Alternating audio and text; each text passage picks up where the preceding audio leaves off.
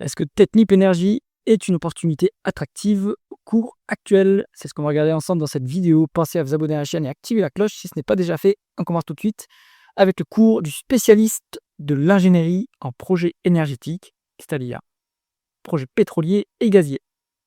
On est sur 7 milliards de market cap, ça commence à être une large cap, hein.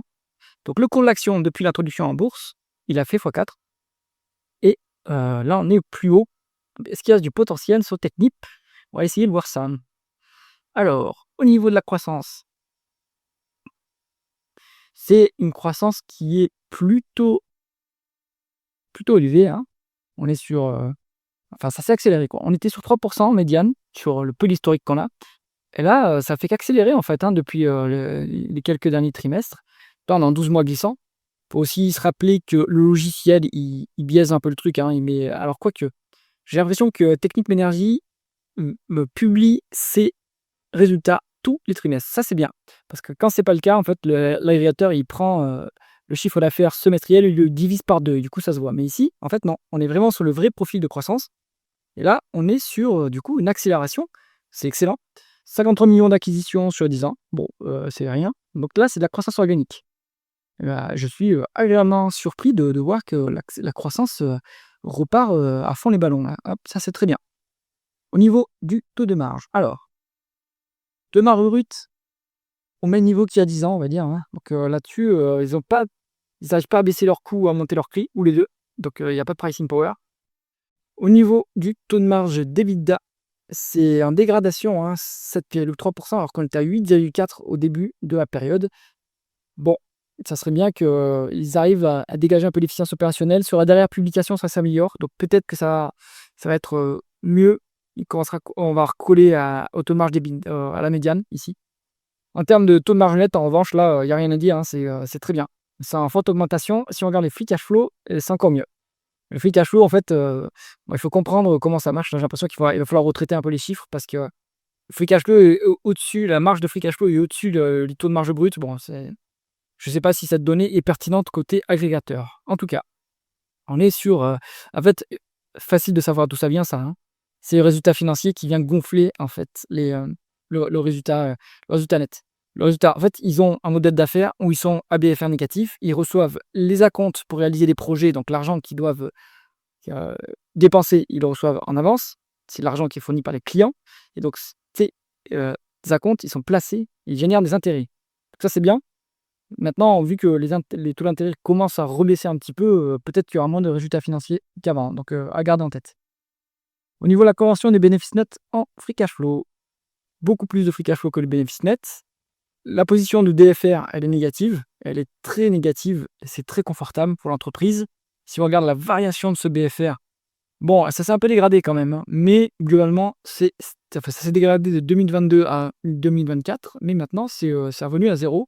Donc bon voilà, hein, c'est pour ça qu'en termes de BFR, on revient, on est à moins 3,4 ce qui est énorme, hein, comme BFR négatif, hein. Donc là, l'activité est surfinancée par les clients, hein, donc 0 cash mis par l'entreprise dans les opérations.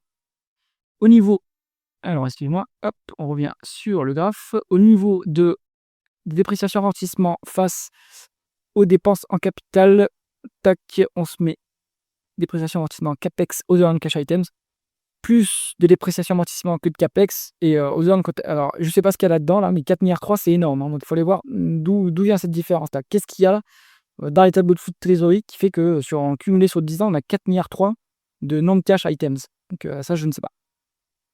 Bon, en tout cas, c'est pas un modèle d'affaires où on fait de la grosse dépense en capital, hein, puisque tous les projets sont financés par les clients. Donc la boîte, elle a rien à dépenser pour son propre, appareil industriel. On est à cette light en réalité, donc c'est un modèle d'affaires qui structurellement dégage des free cash flow. C'est très, très bien.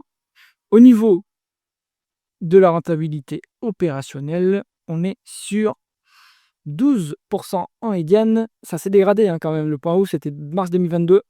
Maintenant, on est à 10,5, mais il y a un rebond. Le point bas a été touché à 8,5 en décembre 2024. Depuis, on rebondit. Une rentabilité à 10,5, c'est pas exceptionnel, puisqu'il n'y a pas besoin de capital pour cette activité. Donc, il pourrait avoir une meilleure rentabilité quand même. Ça s'améliore, hein, mais ça pourrait être un peu mieux. Pour l'instant, on va dire que c'est pas exceptionnel, mais en amélioration. au niveau de l'endettement, eh bah, ouais, on est cash net, hein, c'est sûr ça. Et ce cash, il appartient pas à l'entreprise. Donc il ne faut pas s'attendre à ce qu'il y ait des gros dividendes, des gros achats d'actions pour faire disparaître ce cash, puisqu'il est utilisé pour réaliser les projets. Donc on peut, on aura du cash, on peut le placer en revanche pour générer des intérêts de placement sur 10 ans. C'est même pas 10 ans, hein, pardon, c'est depuis le début de la cotation, on a géré 1,5 milliard d'intérêts cumulés. Solide quand même, hein. Quand vous comparez au bénéfice net, c'est quand même un bon tiers. Ah, c'est un bon tiers du résultat net qui vient du résultat financier, en fait. C'est exceptionnel.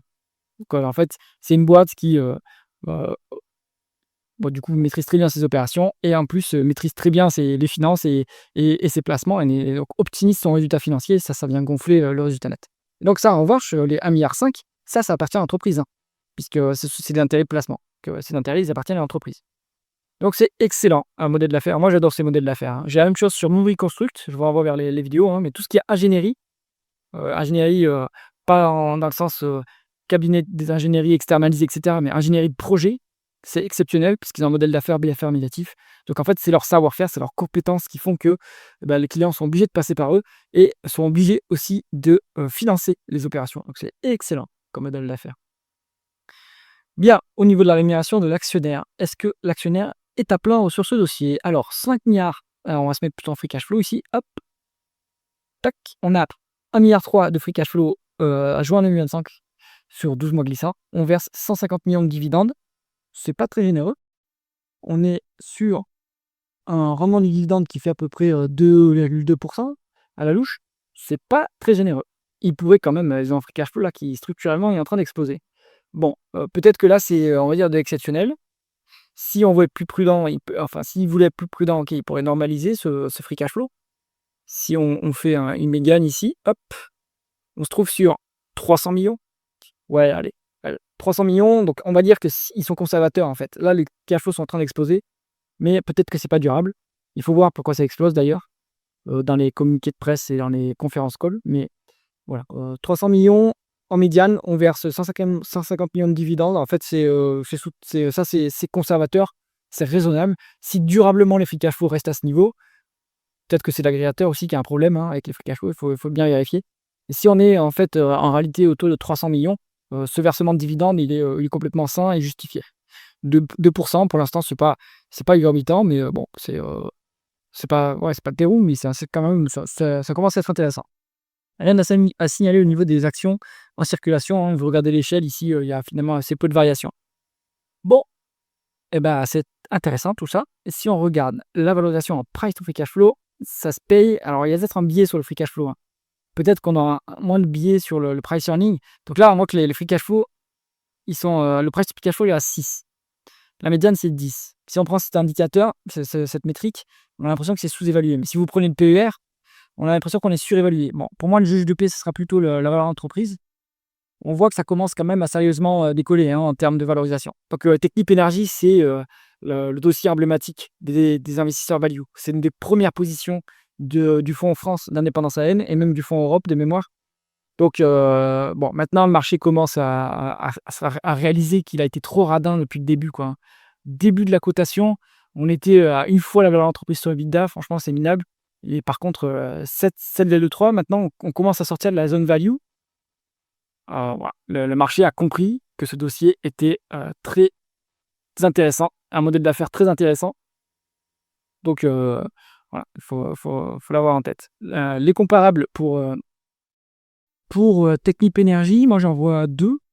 Donc on va prendre CPEM en Italie, hop, et on va prendre Technicas Reunidas en Espagne. Donc là, Technicas Reunidas, hop. Donc en termes de market cap, bon, Technip c'est la plus grosse, hein, et c'est la plus valorisée également. On voit que CPEM est quand même beaucoup moins valorisée, qu'elle n'a pas le même profil, mais donc il n'y a pas, on va dire, de décote par rapport aux concurrents, hein. Donc on est à peu près dans ce qui se fait sur le marché là, il n'y a pas d'exagération dans un sens ni dans l'autre. Conclusion du dossier Technip Energies, ça commence à maintenant être chèrement valorisé par le marché. Après quelques temps ici, hein, je pense que sur la période 2024, ça a quand même bien stagné. Le marché s'est méfié du groupe. Puis ma part là, c'est parti, hein. On est sur une expansion de multiples assez folle. C'est pas pour l'instant, c'est pas je dis ça, mais c'est pas il y a encore du potentiel d'expansion multiple, hein, mais en revanche, il y a plus de marge de sécurité. Ça, il faut l'avoir en tête, hein, donc on va sortir petit à petit d'un dossier value pour passer sur un dossier, de croissance un peu raisonnable. Ce qui reste, et du coup, Technip reste un bon dossier, la qualité en temps d'augmentation, donc c'est complètement justifié. J'espère que cette analyse vous a intéressé. Si c'est le cas, mettez un pouce vers le haut et pensez à vous abonner à la chaîne. À bientôt.